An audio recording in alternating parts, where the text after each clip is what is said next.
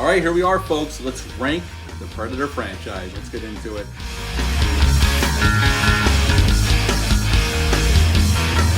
Hey, welcome back to my channel. I hope you're all doing well out there, and it's time to rank the Predator franchise. Before we get into it, like, comment, and subscribe. Join me here. I would greatly appreciate that on my way to 500 subscribers. Please help me get there. I always appreciate you guys whenever you reach out to me and comment on my videos.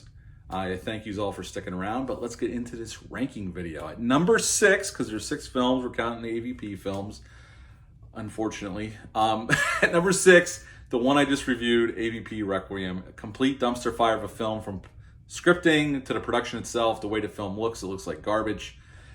Just missed opportunity after missed opportunity. We finally got aliens on Earth, and unfortunately, they're in a totally shit show of a movie. So yes, at number 6, AVP Requiem, which is not a good film and just terrible, just complete dog shit. But at number 5, we can only get better from there. So at number 5, Shane Black's The Predator. This film, there's some moments where I don't mind. I don't mind the initial setup, but this is a film that was messed with by the studio. There was mandated reshoots. I don't know if we'll ever know what truly happened on this film or what happened to it, but this was a huge misfire. Considering the talent involved behind the camera, and even some of the actors who I really like here, who I normally would like, there's not much here to hang your hat on. I mean, the Predator looks cool, the normal Predator looks cool, the big Predator looks like shit because it's mostly CGI, and the Predator dogs are, they don't serve any point, and they look awful. They're a terrible idea. I don't know why they put it in here, but they did. Just mistake after mistake in this film. Not quite the dumpster fire AVP Requiem was, but at number 5, The Predator. At number 4, the first AVP film, directed by Paul W.S. Anderson. And you can have some fun with this one. It's not a great film by any stretch of the imagination. And it's cool to see the alien and the Predator on screen at the same time. I think this is one of those concepts that were better in theory, like when the skull shows up in Predator 2, to think about and fantasize about that matchup. But in reality, this was always kind of a stupid concept, and maybe it should never happen. But there's still some entertainment to be had in this film, but it's not a great film by any stretch. So at number 4, Alien vs. Predator, the first one. At number 3, we're going to go with Predators. This is a decent sequel. I mean, the franchise had been dormant for a while, although this had come after the AVP films, but Predator solo films had been since 1990, Predator 2 since we had a Predator solo film. And this is a decent attempt. It's entertaining. I don't mind the characters here. I don't think this doesn't come close to the first 2 films, but you can have some fun here. And it's certainly a better film than the ones below it on this list. So yeah, at number 3, Predators. I think it makes the first 2 pretty obvious, but let's go down right now. At number 2, Predator 2. I really like this film. I think Stephen Hopkins did a nice job helming this film. They didn't get a budget increase, and they wanted John McTiernan back, and John McTiernan said no because he went off to do Hunt for Red October. I think Stephen Hopkins does a really nice job here, coming off of Nightmare on Elm Street 5.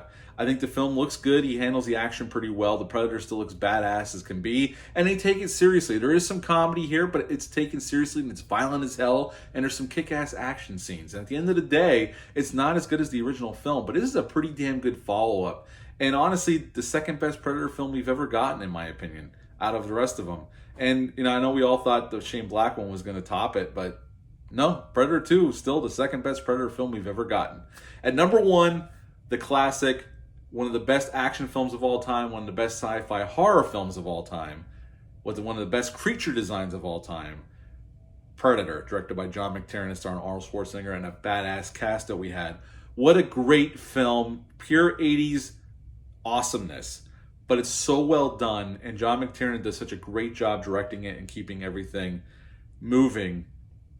And John McTiernan is one of the few directors out of this whole franchise that was able to build suspense in broad daylight.